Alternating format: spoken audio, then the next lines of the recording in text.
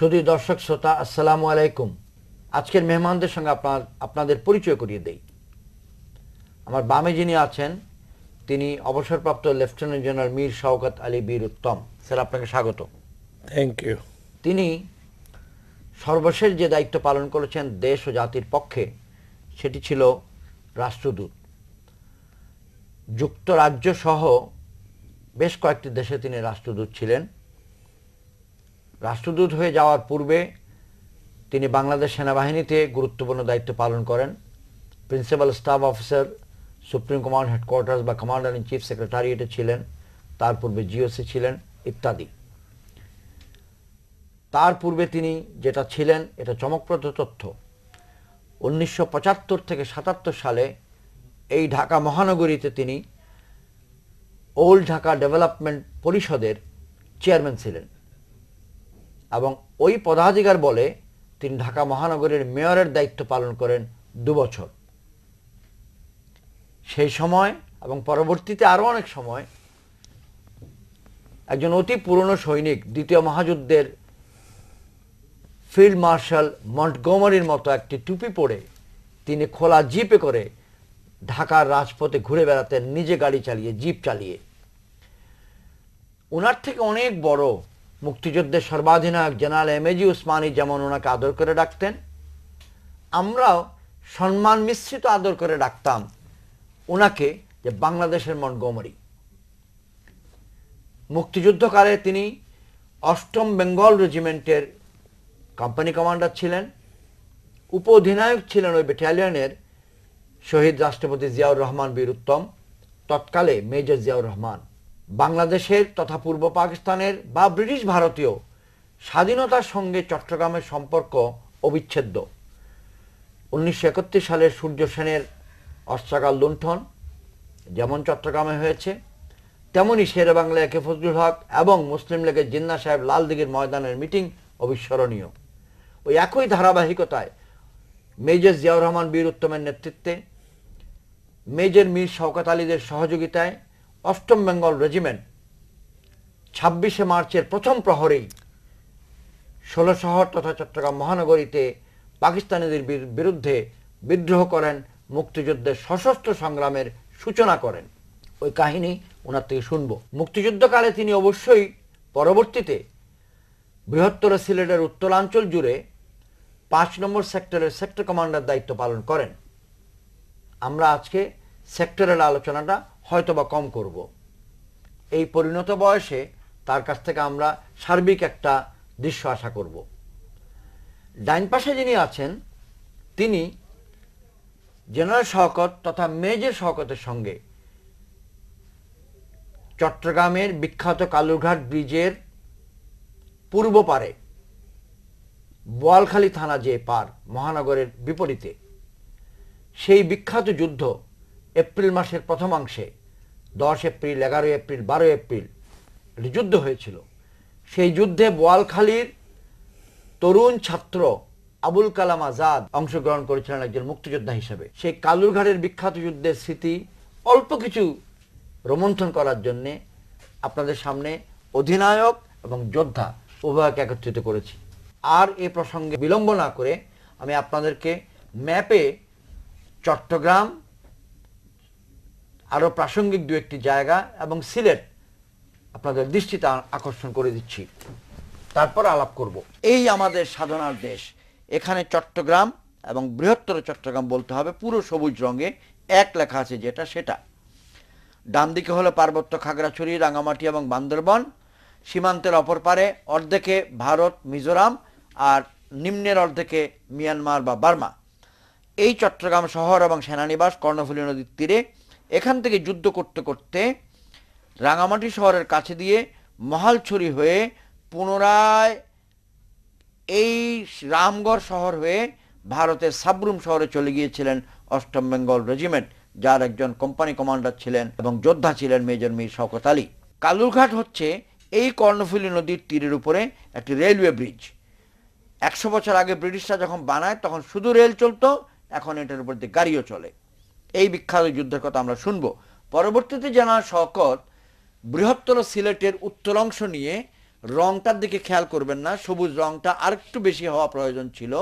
এইটুক জায়গা হচ্ছে 5 নম্বর সেক্টর, তিনি এটির অধিনায়ক ছিলেন। বাকি এলাকা নিয়ে আমরা এই মুহূর্তে আর কথা বলছি না। স্যার, আপনাকে স্বাগত পুনরায় জানাচ্ছি। আপনি আমাদেরকে কয়েকটা বিষয়ে এনলাইটেন করবেন, দেশবাসীকে বলতে হবে, আপনার থেকে আমরা শুনতে চাবো আসলে স্বাধীনতা ঘোষণা করা বা সশস্ত্র বিদ্রোহের প্রথম মুহূর্ত কোনটি, এর প্রেক্ষাপটটা কি, কালুরঘাট বেতার কেন্দ্রের প্রাসঙ্গিকতা কি, এবং এইটুক বলার পর ওনার থেকে কালুরঘাটের যুদ্ধ সম্বন্ধে একটু শুনবো। কিন্তু আপনার থেকে আমরা আজকে একটা ঐতিহাসিক প্রেক্ষাপট আশা করি স্যার। ধন্যবাদ জেনারেল ইব্রাহিম। সবচেয়ে আগে আমি আপনার দর্শক শ্রোতাকে আমার সালাম জানাবো এবং তাদের কাছে ক্ষমা চেয়ে নিচ্ছি যে গত কয়েকদিন আমার জ্বর ছিল, সেজন্য আমার গলার কণ্ঠ খুব পরিষ্কার হবে না, সেজন্য আমি ক্ষমা চেয়ে নিচ্ছি। মুক্তিযুদ্ধের এই প্রেক্ষাপট বলতে গেলে পুরো মুক্তিযুদ্ধের প্রেক্ষাপট বলতে হয়। ধরুন, আমি যখন মুক্তিযুদ্ধের দিকে তাকিয়ে দেখি, একটা হলো যে 26 তারিখ থেকে 16ই ডিসেম্বর, এটা ছিল প্রত্যক্ষ মুক্তিযুদ্ধ। জি। আবার মুক্তি সংগ্রাম, যে সংগ্রামের জন্য মুক্তিযুদ্ধ হয়েছে, সেটা আবার 1947 সাল থেকে আমি দেখি। রাইট। 1947 সাল থেকে যদি দেখি, তাহলে আমাদেরকে আজ শ্রদ্ধা জানাতে হয় মৌলানা ভাসানীকে, প্রবীণ নেতা, অবশ্যই, এবং শহীদ শেখ সরওয়ার্দী সাহেবকে, ফজলুল হক সাহেবকে, শেরে বাংলা, এবং তারপরে 52 আন্দোলনে যারা আত্মহতি দিয়েছেন, সালাম, রফিক, জব্বার, বরকত, সাইফুল, তাদেরকে শ্রদ্ধা জানাতে হয়। শ্রদ্ধা জানাতে হয় শেখ মুজিবুর রহমানকে, জনাব শেখ মুজিবুর রহমানকে 6 দফা দেওয়ার জন্য। আমি যদি বঙ্গবন্ধু বলে এখন আমি বলবো না, কারণ তিনি তখন বঙ্গবন্ধু হননি। আচ্ছা স্যার। 6 দফা যখন তিনি দেন, তখন তিনি শেখ মুজিবুর রহমান ছিলেন। সত্যি জনাব শেখ মুজিবুর রহমান যে 6 দফা দিলেন, তাতে 1952-তে যে ভাষা আন্দোলন হয়েছিল, তারপরে প্রতি পদক্ষেপে এগিয়ে এগিয়ে 6 দফা যখন দিলেন, তখন অলমোস্ট স্বাধিকারের একটা প্রোগ্রাম তিনি দিলেন। আমাদের যেসব দাবি ছিল সেসব দাবি উত্থাপন করেন। এই 6 দফা চলতে চলতে এক পর্যায়ে ওনাকে অ্যারেস্ট করা হলো আগরতলা কনস্পিরেসিতে। এই সময় আমাদের ছাত্রদের 11 দফা আন্দোলন হলো, সেখানে মৌলানা ভাসানী নেতৃত্ব দিলেন 69-এর অভ্যুত্থানে। যখন তিনি এই নেতৃত্বের জন্য এবং এই আন্দোলনের ফসল হিসাবে যখন শেখ সাহেবকে জেল থেকে ছাড়তে ইয়াহিয়া খান বাধ্য হলো, যে গোল টেবিলে ওনাকে বসাতে হবে, তখন তিনি পল্টন ময়দানে একটা ঐতিহাসিক জনসভা হয়। সেই জনসভায় ওনাকে বঙ্গবন্ধু উপাধি দেওয়া হয়। তখন থেকে ওনাকে আমরা বঙ্গবন্ধু বলে জানি, এবং এখন আমি বঙ্গবন্ধু বলবো। আপনাকে অভিনন্দন। বঙ্গবন্ধুর যে আন্দোলন ছিল, সে আন্দোলনের শেষ পর্যায়ে ছিল আপনার 69-এর অভ্যুত্থানের পরে তিনি গণ অভ্যুত্থান। 7ই মার্চে তিনি বললেন, এবারের সংগ্রাম মুক্তির সংগ্রাম, এবারের সংগ্রাম স্বাধীনতার সংগ্রাম। এই সঙ্গে তিনি এটাও বললেন যে তোমাদের যা কিছু আছে তা নিয়ে আমি যদি হুকুম দিবার নাও পারি, ওনার ল্যাঙ্গুয়েজ, আমি যদি হুকুম দিবার নাও পারি, তোমাদের যা আছে তাই নিয়ে তোমরা ঝাঁপিয়ে পড়বা, দেশকে শত্রুমুক্ত করবা এবং ঘরে ঘরে দুর্গ গড়ে তোলো। সত্যি দিস ওয়াজ এন ইন্ডিকেশন। সত্যি তিনি একটা ইন্ডিকেশন দিয়ে গেলেন যে আমি যদি অর্ডার দিতে না পারি, কারণ তিনি ভয় পাচ্ছিলেন যে তাকে অ্যারেস্ট করা হতে পারে, মেরে ফেলতে পারে, সেজন্য তিনি জাতিকে একটা দিক নির্দেশনা দিয়ে গেলেন যে আমি বলতে না পারলেও তোমরা তোমাদের হাতে যাই আছে তাই নিয়ে যুদ্ধ করবে।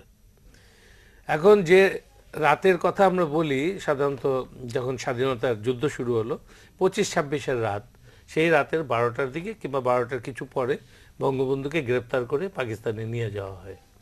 ওই মুহূর্তে নেই বন্দি করে ফেললো। কখন নিয়েছে আমরা জানি না, আমরা চট্টগ্রামে। 11টা 40-এ আমরা একটা ফোন পেলাম ঢাকা থেকে, যে ঢাকায় গোলাগুলি শুরু হয়েছে এবং ঢাকার রাস্তায় ট্যাঙ্ক নেমেছে, আর্টিলারি ফায়ার হচ্ছে এবং মানুষকে যেখানে ইচ্ছা মারছে, মায়াদয়াহীন ভাবে মারছে, এবং আমাদের হলগুলি আক্রান্ত হয়েছে, এমনকি মেয়েদের হল, হোস্টেল, ঢাকা বিশ্ববিদ্যালয়ের সব ছাত্রছাত্রীর হল আক্রান্ত হয়েছে, এবং মানুষকে তারা পাখির মতো মারছে। এই কথা শুনে যখন আমি শুনলাম, তখন ক্যাপ্টেন অথবা লেফটেন্যান্ট ওয়ালি সাহেব, উনি লেফটেন্যান্ট ছিলেন কি ক্যাপ্টেন ছিলেন? ক্যাপ্টেন ওয়ালি সাহেব ছিলেন ডিউটি অফিসার। তিনি আমাকে জানালেন যে এই ঘটনা ঘটেছে। তা আমি জিজ্ঞেস করলাম জিয়াউর রহমান কোথায়? বলে যে উনি তো আগ্রাবাদের পথে, আগ্রাবাদ পর্যন্ত পৌঁছেছেন। আমি বললাম তাড়াতাড়ি গাড়ি পাঠিয়ে ওনাকে খবর দাও। তো উনি খবর পেলেন ঠিক আগ্রাবাদের মোড়ে তিনি খুব আস্তে আস্তে যাচ্ছিলেন, ধীরে ধীরে যাচ্ছিলেন। মোড়ে শামশের মুবিন এবং খালিকুজ্জামান তারা দুজন ইন্টারসেপ্ট করলো জিয়াউর রহমানকে আগ্রাবাদের মোড়ের কাছে। ওখানে ওনাকে বলার পরে তিনি তাদেরকে বললেন, তোমরা ব্যাটালিয়নে চলে যাও, আমি আসছি। তো তার সাথে ওনাকে একটা ৬-৭ জন পাঞ্জাবি নৌবাহিনীর কমান্ডোদের একটা বুহের ভিতরে ছিলেন। তিনি হঠাৎ করে তাদের একটা রাইফেল নিয়ে তাদেরকে ছিনিয়ে নিয়ে হ্যান্ডস আপ বলে তাদেরকে বললেন যে আমাদেরকে ফিরে যেতে হবে। তো তখন ফিরে আসলেন, ফিরে এসে আমাকে ডাকলেন প্রথমে। ১৬ শহরে ফিরে আসলেন। ফিরে এসে প্রথম তিনি কর্নেল সাহেবের বাসায় চলে যান। জি, গিয়ে কর্নেল সাহেবের দরজা ধাক্কাতে কর্নেল সাহেব যেমন ভূত দেখার মতো জিয়াউর রহমানকে দেখলেন। কারণ তার ধারণা ছিল কর্নেল জাঞ্জুয়া, কারণ তার ধারণা ছিল যে এতক্ষণে জিয়াউর রহমান খতম হয়ে গেছে। তো জিয়াউর রহমান তার কলার ধরে তাকে জিপে বসিয়ে মেসে আসলেন। মেসটা আমার পথে পড়ে। তো ওখানে এসে ডাক দিলেন, শকত শকত করে ডাক দিলেন। আমি তো চিন্তায় ছিলাম, বসেছিলাম, সেজন্য আমি খুব তাড়াতাড়ি লাফ দিয়ে দেয়াল টপকিয়ে আমি চলে গেলাম, কারণ গেটে তালা ছিল। আমি কখন তালা খুলবো, মেস হালদারকে ডাকবো, আমি গেট দেয়াল টপকিয়ে চলে গেলাম। তো উনি আমাকে বললেন যে শওকত, মীর, উনি আমাকে মীর ডাকতেন, বললেন, Mir, this bastard was going to kill us. I have revolted. What do you say? Right. I have revolted. And what do you say? What do you say? কারণ আমি তো নেক্সট। জি জি জি। তা আমি ওনাকে স্যালুট করলাম, বললাম, you are the commanding officer, tell me my orders. তখন উনি আমাকে বললেন যে তুমি মেসে যতগুলি পাঞ্জাবি অফিসার আছে তাদেরকে বন্দি করে ব্যাটালিয়নে চলে আসো, আমি এই ব্যাটাকে ব্যাটালিয়নে নিয়ে যাচ্ছি। জি, এই যুদ্ধ শুরু হলো আমাদের। যখন আমি ব্যাটালিয়নে গেলাম, ব্যাটালিয়নে গিয়ে দেখি এক অস্থির অবস্থা। কেউ হাফ প্যান্ট পরে, কেউ গেঞ্জি পরে, কেউ পুরো ইউনিফর্ম, কেউ আধা ইউনিফর্ম, কেউ উপরে গুলি ছুটছে, কেউ আল্লাহ আল্লাহ ডাকছে, কেউ কোরআন পড়ছে, কেউ ইয়ালি ইয়ালি করে কাঁদতেছে। মানে একটা অদ্ভুত অবস্থা, রিভোল্ট, একটা ব্যাটালিয়নের রিভোল্ট, এটা চোখে না দেখলে বিশ্বাস করা মুশকিল। স্যার, এই অভূতপূর্ব কাহিনীটা আমরা থেকে একটু পরে শুনি। আমরা একটু ছোট বিরতি নেই, বিরতির পরে কাহিনীটা শুনবো। শুধু দর্শক শ্রোতা, আপনারা ততক্ষণ আমাদের সঙ্গে থাকুন।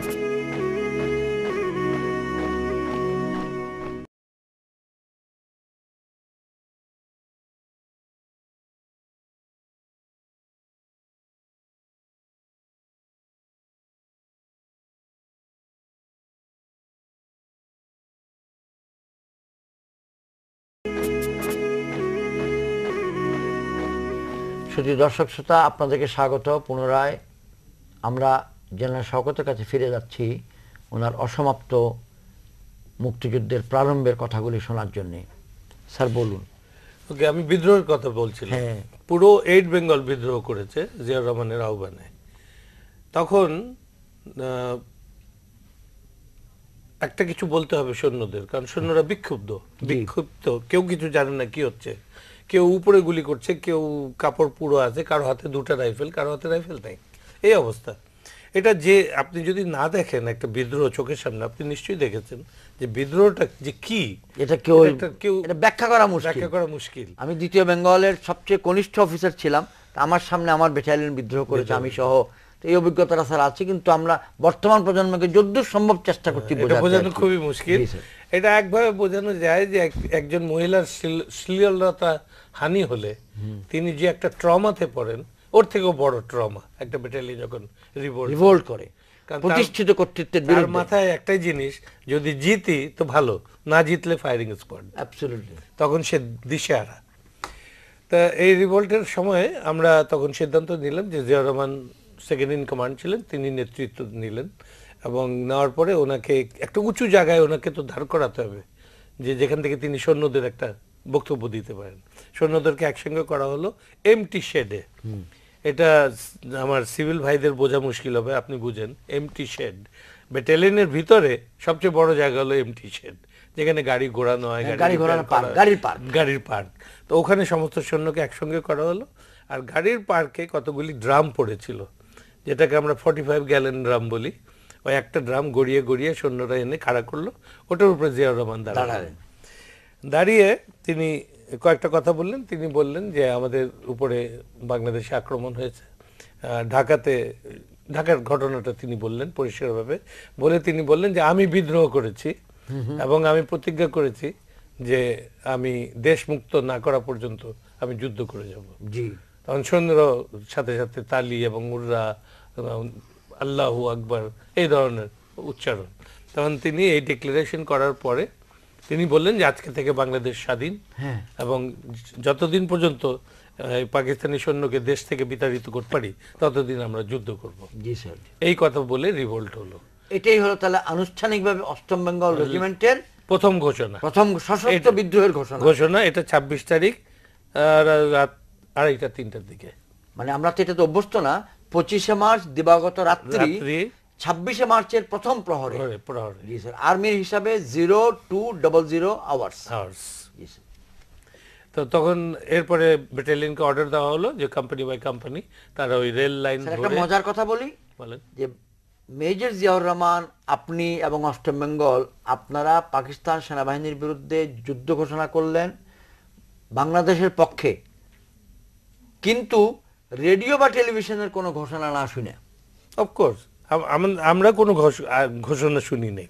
এবং রেডিওর ঘোষণা যে শোনেন নাই মানে কালুরঘাট বেতার কেন্দ্র থেকে শহীদ রাষ্ট্রপতি জিয়াউর রহমান তথা তৎকালীন মেজর জিয়াউর রহমান যে স্বাধীনতার ঘোষণা প্রথমে নিজ নামে পরবর্তীতে বঙ্গবন্ধুর পক্ষে দিয়েছিলেন 27শে মার্চ বিকালে, সেটিও তো তিনি নিজেই দিয়েছিলেন। তাহলে নিজ কণ্ঠের কালুরঘাট ঘোষণার আগেই তিনি নিজেও বিদ্রোহ করেছেন। কারেক্ট, সত্য কিনা স্যার? Absolutely correct. এখন আমরা যে গতবারও অনেকগুলো অনুষ্ঠানে শুনেছি এবং পেয়েছি যে তিনি স্যার কালুরঘাট বেতার কেন্দ্র থেকে 27 তারিখে বিকালে ঘোষণা দিয়েছিলেন। এটা আপনার কি স্মরণে আছে, যেটা 27 না 26 না 28? আমি সবসময় বলি যে 26 তারিখে তিনি নিজে ঘোষণা দিয়েছেন, কারণ 26 তারিখ রাতে দিবাগত 25 তারিখে অষ্টম বেঙ্গলের সৈনিকদেরকে নিয়ে দিবাগত, রাইট। আর 27 তারিখে তিনি সকালের দিকে একটা ঘোষণা দেন রেডিওতে কালুরঘাট বেতারে। সেখানে তিনি কিন্তু বলেছিলেন, I major Zia proclaim as acting president and Supreme Commander of Armed Forces do hereby proclaim Bangladesh independent. জি, উনি কিন্তু আর কারো কথা বলেন নাই। তারপরে উনি আমাকে এটা ঘোষণা দেওয়ার পরে তিনি আমাকে বললেন যে, Mir, can you go to the town? তুমি কি শহরে যেতে পারবা, গিয়ে খোঁজ খবর নিয়ে আসতে পারবা? বলে অবশ্যই যেতে পারবো। তা আমি একটা জিপ নিলাম, জিপ নিয়ে ওই মৌলানা সাহেবদের ইয়ে হয় না, শার্ট হয়, হাত এই পর্যন্ত থাকে, হাফ 3/4 থাকে, 3/4 হাত, আর লম্বা এই পর্যন্ত, ওই ধরনের একটা কুর্তা নিলাম এক মৌলানা সাহেবের কাছ থেকে, পাজামা পরে ইউনিফর্ম ছেড়ে ওটাই নিয়ে আমি রওনা দিলাম। তো আগ্রাবাদের কাছাকাছি, আগ্রাবাদও না, শর্ট অফ আগ্রাবাদ যখন আমি গেলাম, তখন একটা বাস্ট অফ LMG ফায়ার হলো। ওই ফায়ারটা আমাদের জিপে উপরে পড়লো এসে, এবং একটা গুলি আমি যেহেতু পাজামা না লুঙ্গি, আই রিমেম্বার আমি লুঙ্গি পরেছিলাম, লুঙ্গির ভিতর দিয়ে চলে গেছে ওটা, গুলিটা চলে গেল। তখন ওখানে কিছু লোককে ডাকলাম, তারা ভাবলো যে আমি পাঞ্জাবি, কারণ মোচ আরো বেশি ছিল তখন, বেশি কালো ছিল, তো তারা ভাবলো আমি পাঞ্জাবি। ডাকলাম, তারা দৌড় দিল। তখন আমার সাথে 2-1টা সিপাহী ছিল, তারা বাংলায় বললো, আরে মিয়া শোনো শোনো শোনো, আসো আমরা বাঙালি, আমরা বাঙালি। তো খানিকক্ষণ পরে 1-2টা ওই খোপের থেকে বেরোলো আর কি, গলির থেকে বেরিয়ে আসলো কাছে। তা আমি জিজ্ঞেস করলাম, এই যে গুলিটা আসলো এখানে কারা? বলে এখানে বাঙালি বিডিআর, ইপিআর। হ্যাঁ ইপিআর, বাঙালি ইপিআর। আমি শিওর বাঙালি? বলে হ্যাঁ বাঙালি। তখন আমি জিপ নিয়ে আরো আগে গেলাম, আগ্রাবাদ গিয়ে আগ্রাবাদ থেকে ঘুরে চলে আসলাম। তা আমি ফেরত গিয়ে জিয়া রহমানকে বললাম যে এই অবস্থা শহরে আগ্রাবাদ পর্যন্ত এভরিথিং ক্লিয়ার, পুলিশের ছোটখাটো দল এদিক থেকে ওদিকে দৌড়াচ্ছে, কিছু ইউনিফর্মধারী লোক এদিক থেকে ওদিকে দৌড়াচ্ছে, আর জনশূন্য, রাস্তাঘাট জনশূন্য। স্যার আমরা আমাদের আলোচনাটা এখানে ক্লোজ করছি, স্কুইজ করতেছি। আমরা সবাই জানি, দেশবাসীও জানেন, শহীদ রাষ্ট্রপতি জিয়াউর রহমান তথা মেজর জিয়াউর রহমান ওই একই 27শে মার্চ বিকালবেলা ভিন্ন প্রেক্ষাপটে নিজ জবানে নিজ খুশিতে আবার বঙ্গবন্ধুর পক্ষে স্বাধীনতার ঘোষণা দেন। অর্থাৎ তিনি নিজ মুখ দিয়ে কালুরঘাট বেতার থেকে দুবার ঘোষণা দেন, সকালে একবার, বিকালে একবার। বিকালেরটা ছিল যে আমি মেজর জিয়াউর রহমান বঙ্গবন্ধু, আমাদের মহান নেতা বঙ্গবন্ধু শেখ মুজিবুর রহমানের পক্ষে এই ঘোষণাগুলো দিচ্ছি। এটুকু স্যার আপনি সাক্ষী দিচ্ছেন। সত্য স্যার, আপনাকে অনেক ধন্যবাদ। আমরা স্যার আপনার অধীনস্থ যোদ্ধার কাছে যাই। আচ্ছা, জনাব আবুল কালাম আজাদ, আপনি একজন সাংবাদিকও বটে, আপনার জনপ্রিয় কিন্তু প্রচার সংখ্যা একটু কম হলেও সাপ্তাহিক পত্রিকা হক, ভাসানীর হক কথা আমরা মাঝে মধ্যে পড়ি, আসলে সত্য সত্য কথাগুলো লেখে। আপনাকে ধন্যবাদ এখানে পেয়ে। তবে আমরা ভাসানীর হক কথা বা ভাসানী সাহেব সম্বন্ধে এখানে কথা বলতে পারবো না। আমরা আপনার থেকে একটুখানি শুনতে চাই সেই কালুঘাটের যুদ্ধটা কেমন ছিল। ধন্যবাদ জেনারেল ইব্রাহিম। 1971 সনের 10 এপ্রিল জি, আমি তখন কালুরঘাটের পূর্ব প্রান্তে, পোলগালি প্রান্তে, আমাদের কয়েকজন সহকর্মী ভাই যারা ছাত্র এবং যুবক, আমাদের দায়িত্ব ছিল কালুরঘাট রক্ষা করার দায়িত্ব আমরা গ্রহণ করলাম। কালুরঘাটের সেই সময়কার যুদ্ধের কথা যদি বলতে হয়, আমি এই মুহূর্তে আরও একটু বেশি আবেগপ্রবণ এই কারণে, আজকে যার নেতৃত্বে সেদিন আমি যুদ্ধ করেছিলাম, সেদিনকার মেজর শওকত আজকে আমার কমান্ডার, তিনি আমার সামনে উপস্থিত।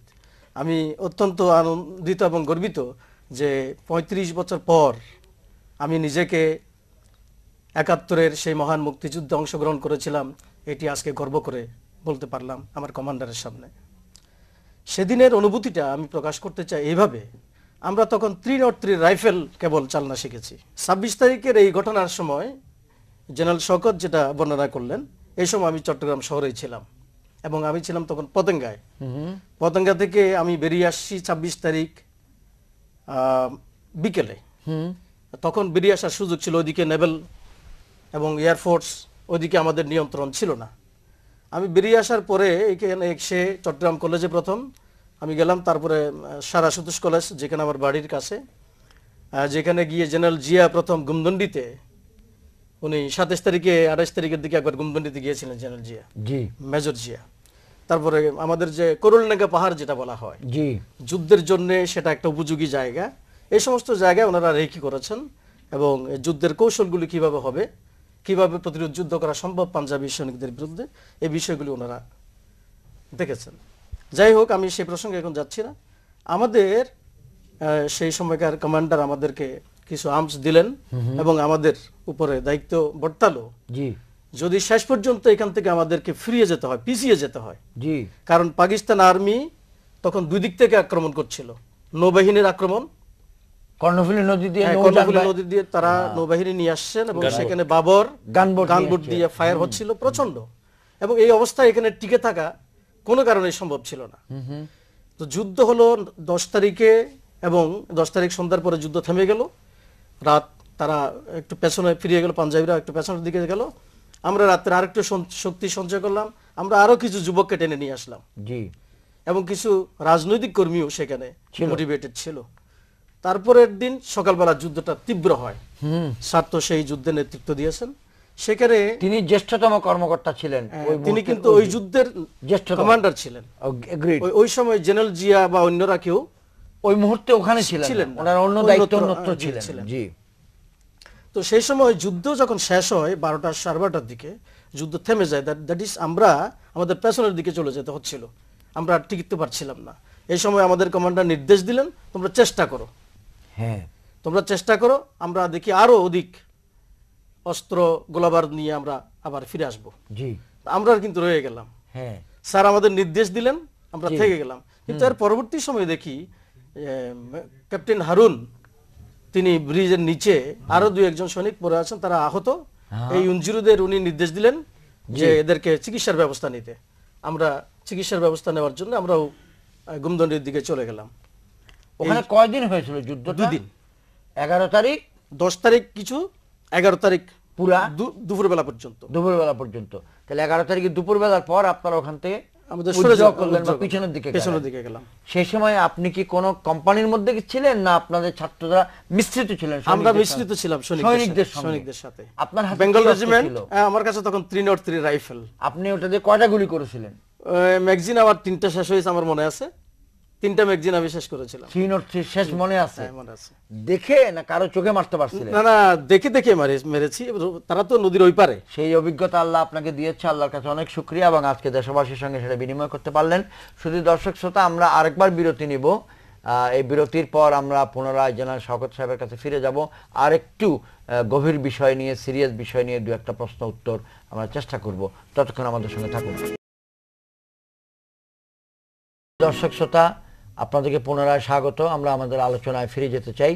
আমরা আলোচনা করছিলাম বা শুনছিলাম ভাসানীর হক কথা নামক জনপ্রিয় সাপ্তাহিক পত্রিকার সম্পাদক, কিন্তু 1971-এর তরুণ ছাত্র মুক্তিযোদ্ধা আবুল কালাম আজাদের সেই ঐতিহাসিক কালুরঘাট যুদ্ধের বর্ণনা। তিনি ওই যুদ্ধের একজন সৈনিক এবং অধিনায়ক তৎকালীন মেজর মীর শওকত আলী। ওই যুদ্ধে একটা ছোট্ট ঘটনা হয়েছিল, এটা গল্প না বললেই হবে না। স্যার, আপনার একজন সৈনিক ছিল, আপনার সাহায্যকারী, যিনি এরকম দুটো পা খোলা রেখে নদীর তীরে বসেছিলেন এবং একটা আর্টিলারি গোলা বা মর্টার গোলা এসে ওনার দু পায়ে দুই রানের মাঝখানে, দুই উরুর মাঝখানে পড়েছিল, মনে আছে sir? He was in trench. এই গোলাটা 1 ইঞ্চি ডাইনে বা বাঁয়ে পড়লে ওনাকে পাওয়া যেত না। গোলাটা পড়লো, একটা স্যালভো আসলো, বাবার যে জাহাজ, সেই জাহাজ থেকে 6 গান আসলো, ওরা একটা স্যালভো আসলো, দ্যাট মিন্স 6 রাউন্ডস। তো ধম ধম ধম ধম করে সব ফুটলো, আমি গুনলাম 5টা। জি। কিন্তু আরেকটা গেল কোথায়? আমার সঙ্গে ছিল সুবেদার মোতালেব। আমি মোতালেবকে বললাম যে আরেকটা রাউন্ড পড়লো কোথায়? একটা আমার কাছেই পড়ছে, ওর এত বড় একটা স্প্লিন্টার আমার কানের কাছ দিয়ে দেয়ালে গিয়ে আটকালো, কিন্তু বাকি 5টা 6টা গেল কোথায়? জি। তা আমি মোতালেবকে বললাম, মোতালেব এই চারপাশে একটু ঘুরে বলে, স্যার একটু এদিকে আসেন। তা আমি গেলাম, বলে স্যার দেখেন অবস্থা। ওর নাম ছিল ইলিয়াস বোধহয়। তো ইলিয়াসের 2 পা ফাঁক, মাঝখানে পুরো শেলটা মাটির ভিতরে ঢুকে গেছে, শুধু ফিনটা বাইরে, ফিনটা ভিতরে ঢুকে নেই। অর্থাৎ এটা একটা ব্লাইন্ড, বমটা ব্লাইন্ড হয়ে গেছে, নরম মাটিতে পড়েছে তো ব্লাইন্ড হয়ে গেছে। তা আমি গিয়ে ওকে বললাম যে নড়বি না। আমি বললাম নড়বি না। স্যার কি করুম? আমাকে তুই কিচ্ছু করবি না, হাত দুটো উপরে দে। তা আমি মোতালেব সাহেবকে বললাম, সুবেদার মোতালেব, আমি বললাম আপনি 1 হাত ধরেন, আমি 1 হাত ধরি। আমি তাকে বললাম যে তুই কোনো মতে ওটার সাথে গা লাগাবি না। তারপরে টেনে ওকে আমরা তুলে ফেলছি। তারপরে ওটা রয়ে গেল। তো সে আমাকে জিজ্ঞেস করলো, স্যার এটা কি? হ্যালো, এটা বোম, বড় বোম। বলে এটা ফাটলে কি হতো? আমাকে তোরে খুঁজে পাওয়া যাবে না। এটা বলার পরে সে চলে গেল। আমি I am concentrating on the enemy, নদীর ওই পারে। খানিকক্ষণ পরে দেখি সে পুরা কিট পরা, পুরা ড্রেস, সব বেনেট টেনেট সব লাগিয়ে, মাথায় হেলমেট লাগিয়ে এসে আমাকে একটা স্যালুট দিল, দিয়ে বললো, স্যার আমার আর খুঁজে পাইবেন না। আমার তো এমনি পাইতেন না, আমি তো এইখানেই গেছি, আমি আর থাকুম না স্যার, গেলাম। তা আমি তার দিকে তাকায় দেখলাম ইট ইজ এ ডেজার্শন। ওকে তো ফায়ারিং স্কোয়াডে দেওয়ার কথা, but I don't know, something আমার ভিতরে নরম কিছু মনে হলো যে ছেলেটা বেঁচে গেছে, যাক। আমি বললাম, যা ভাগ তুই। ওই যে গেল পরে যুদ্ধে মারা গেছে কিনা আমি জানি না। জি স্যার, জি স্যার। আমরা সবার সঙ্গে বিনিময় করলাম যে অনেক মজার জিনিস যুদ্ধের ময়দানে হয়। আল্লাহ, যুদ্ধ ইজ ফান, যুদ্ধ ইজ ফান। স্যার, আপনার কাছে একটু সিরিয়াস প্রশ্ন করি। আজকে তো 36 বছর পর বাংলাদেশের স্বাধীনতার বার্ষিকী, দেশবাসী আপনার এবং আমাদের আলোচনা শুনছেন। 1971 সালে যারা মুক্তিযুদ্ধ করেছিলেন তাদের সংখ্যা, জনসংখ্যা এখন আনুপাতিকভাবে 3 ভাগের 1 ভাগের কম। 71 সালের পরে বা 71 সালের সময় বাচ্চা ছিল, কিশোর ছিল, তার পরে যারা জন্ম হয়েছে তারাই এখন মেজরিটি। তো তাদের কাছে একটা বড় সংবাদ জানা নাই, বা থাকলেও পুরোপুরি জানে না যে 1971 সালে এই দেশেরই কিছু লোক, বাঙালি রাজনীতিবিদ বা অরাজনীতিবিদ, মুক্তিযুদ্ধের বিরোধিতা করেছিল এবং অস্ত্র নিয়ে মুক্তিযোদ্ধাদের বিরুদ্ধে যুদ্ধ করেছিল, নিরস্ত্র বাঙালিকে হত্যা করেছিল, গ্রামে আগুন দিয়েছিল, মহিলার ইজ্জত লুণ্ঠন করেছিল, এবং এই অপরাধগুলোকে আনুষ্ঠানিকভাবে কোনো কোনো ক্ষেত্রে যুদ্ধ অপরাধও বলা যায়।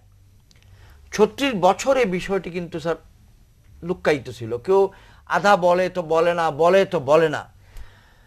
এরকম অপরাধ করেছে তাদের সংখ্যা কয়েক হাজারও হতে পারে, অনেক হতে পারে, আবার কমও হতে পারে, কারণ সুনিশ্চিত ফিগার আমাদের কাছে নাই। সকলকে ক্ষমাও করা যাবে না, সকলকে শাস্তিও দেওয়া যাবে না। ক্ষমা তারা চায়নি, তারা তো চাইই নাই।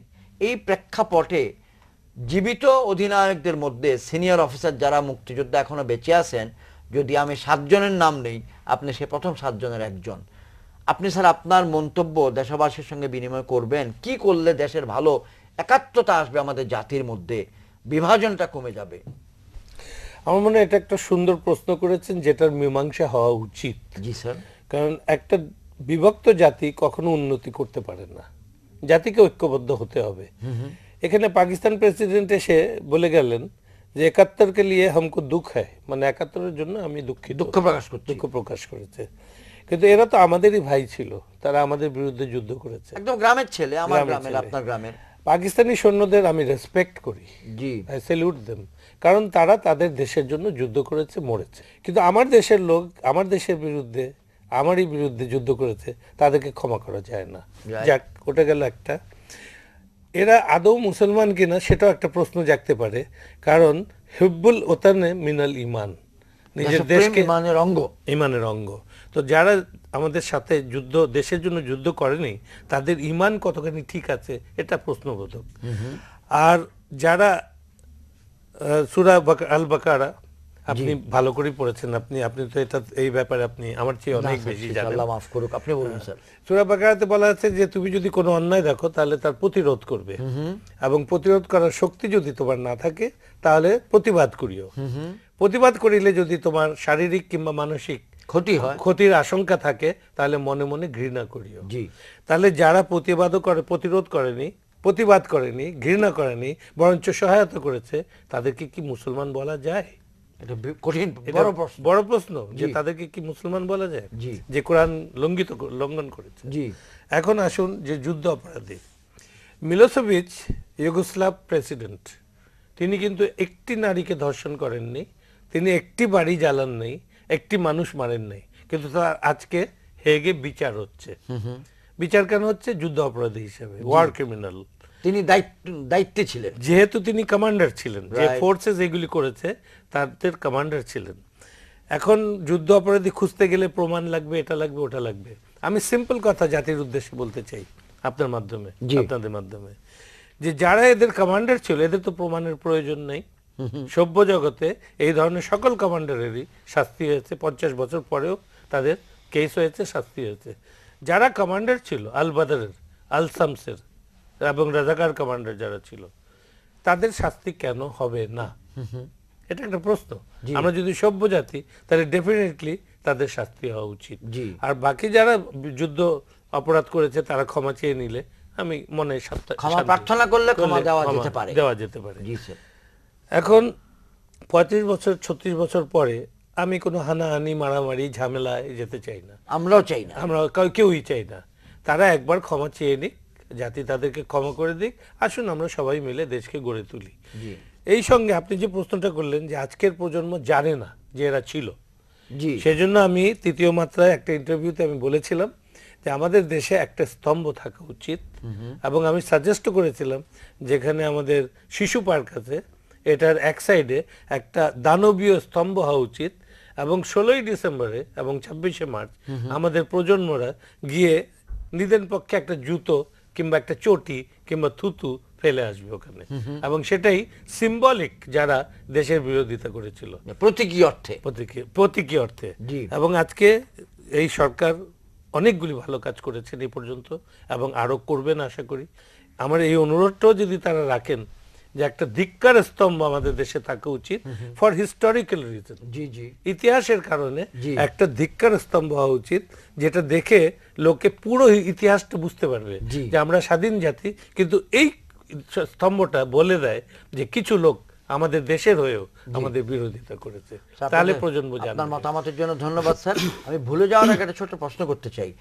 শহীদ রাষ্ট্রপতি জিয়াউর রহমান মুক্তিযুদ্ধ চলাকালে 8ম বেঙ্গল থেকে চলে গেলেন 29 তারিখে। তারপর ঘুরতে ঘুরতে ওনার পর দায়িত্ব এসে পড়লো জেড ফোর্সের, অর্থাৎ জেড ফোর্সের অধীনে 3টে ব্যাটালিয়ন ছিল, 8ম, 1ম এবং 3য়। Yes. 1ম বেঙ্গল, 3য় বেঙ্গল এবং 8ম বেঙ্গল। 8ম বেঙ্গল। ওনার উপর কি স্যার আর কোনো দায়িত্ব ছিল যুদ্ধ চলাকালে? কারণ উনি তো অন্যতম জ্যেষ্ঠ সেক্টর কমান্ডার ছিলেন। হ্যাঁ, এখন এখানে একটা আমি শুনেছি ঐতিহাসিক যে ভুল আমি আছে এত একটা। ছোট ছিলাম যে আমি জানি না, তাই আপনার থেকে জানতে চাচ্ছি। একটা ঐতিহাসিক ভুল আছে। প্রথমে একটা ভুল করে আমাদের সবাই, বলে যে 11টা সেক্টর, 11টা সেক্টর কমান্ডার। হ্যাঁ, কিন্তু আসলে 11টা সেক্টর ছিল, কিন্তু 10টা সেক্টর কমান্ডার ছিল। রাইট। একটা সেক্টর যেটা 10 নম্বর সেক্টর, সেই সেক্টরটা কোনো এলাকা ছিল না, পানি এবং সেটা ছিল বাতাস, স্পেশাল, পুরা দেশ। এটা special sector, commando operation, Naval operation, air operation, এগুলি ছিল 10 নম্বর সেক্টর। এগুলোর কথা আমরা এখানে 2-1 দিন আগে শুনেছি। শুনেছেন? জি, জি, আচ্ছা, স্যার। এটা ছিল 10 নম্বর সেক্টর। বাকি সেক্টর কমান্ডার ছিল 10 জন, জি, এবং appointed by Mujibnagar government, government, প্রবাসী বাংলাদেশ সরকার। সরকার। আর জিয়াউর রহমানকে সেক্টর কমান্ডার বলে পরিচয় করানো হয়, জি। তিনি কখনোই সেক্টর কমান্ডার অ্যাপয়েন্টমেন্ট পাননি। প্রথম যারা ক্রস করে ইন্ডিয়াতে যায়, হ্যাঁ। ওখানে জিয়াউর রহমান সাহেব ছিলেন, খালেদ মোশাররফ, সিআর দত্ত, শফিউল্লাহ সাহেব, সফিউল্লাহ সাহেব, এই চারজনকে প্রথমে তারা নিজ নিজ ব্যাটালিয়ন নিয়ে চলে গেছে। আমি তো সেকেন্ড মেতে বর্ডার জি, ক্রস জি, জি, করেছি। জি। তো তাদের চারজনকে পেয়ে জেনারেল ওসমানী দেশকে চারটা ভাগ করেন, ভাগ করে চারজনকে রিজিয়নাল কমান্ডার করেছিলেন। হ্যাঁ 4 regional commander. G Ziaur Rahman one of the regional commander. G regional commander কিন্তু সেক্টর কমান্ডার থেকে অনেক বড়, অনেক বিশাল এরিয়া। জি জি জি পরে মুজিবনগরে যখন কনফারেন্স হলো কলকাতায় 8 নম্বর থিয়েটার রোডে, সেখানে 11টি সেক্টরে ভাগ করা হয়, কারণ ততদিনে অনেক অফিসার চলে জি, আসছে, জি, জি, এটা জুন মাসের কথা। জি, জি। তখন সিনিয়রিটি দেখে অফিসারদেরকে সেক্টর কমান্ডার বিভিন্ন দায়িত্ব বানানো দেওয়া হয় হয়। এবং রিজিয়নাল কমান্ডাররা অবলুপ্ত হয়ে যায়। স্যার আমরা আলোচনাটা শেষ সেই জন্য করতে জিয়াউর হয়নি। রহমানকে ছোট করে দেখলে হবে না, তিনি শুরুতে সিনিয়রিটি ওয়াইজ তিনি রিজিয়নাল কমান্ডার ছিলেন। আমি শেষ করার পূর্বে মুক্তিযুদ্ধের সকল শহীদের আত্মার প্রতি সম্মান জানাচ্ছি, স্মৃতি জানাচ্ছি। আল্লাহ যেন তাদের সকলকে ক্ষমা করে কবুল করেন এবং মুক্তিযুদ্ধের যারা স্বপ্নদ্রষ্টা, যারা সংগঠক, যারা নায়ক, যারা মহানায়ক, মৌলানা আব্দুল হামিদ খান ভাসানী, শেরে বাংলা একে ফজলুল হক, শহীদ হোসেন শহীদ সরওয়ার্দী, বঙ্গবন্ধু শেখ মুজিবুর রহমান, শহীদ রাষ্ট্রপতি জিয়াউর রহমান এবং প্রধান সেনাপতি কর্নেল এমএজি ওসমানী সহ সকল শহীদদের প্রতি সম্মান জানাচ্ছি। আজকে স্বাধীনতা দিবসে আমরা যারা মুক্তিযোদ্ধা এখনো বেঁচে আছি, আমরা আমাদের জনগণকে নিয়ে যেন কল্যাণকামী রাষ্ট্র প্রতিষ্ঠায় অবতীর্ণ হতে পারি একটি সংগ্রামে, সেই রহমত দয়া আল্লাহর কাছে চাচ্ছি। আপনাদের সবাইকে ধন্যবাদ, অজস্র ধন্যবাদ।